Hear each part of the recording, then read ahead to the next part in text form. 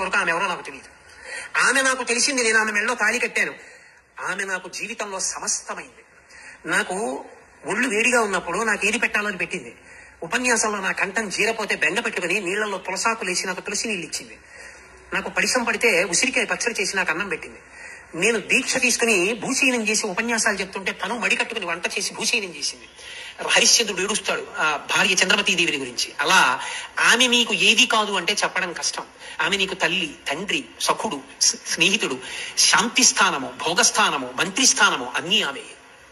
అతి లోకంలో ఆడదాని గొప్పతనం అక్కడుంది.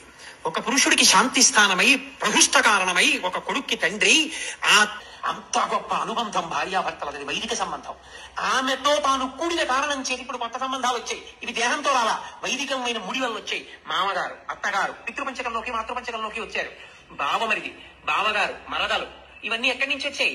వేదము యొక్క సాక్షిగా వేదమంత్రములను ప్రమాణముగా వేసిన ముడి వలన వచ్చిన కొత్త ముడులు.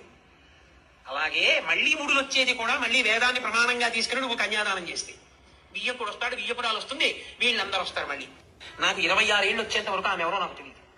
ఆమె నాకు తెలిసింది, నేను ఆమె మెళ్ళలో తాళి కట్టాను. ఆమె నాకు జీవితంలో సమస్తమైంది.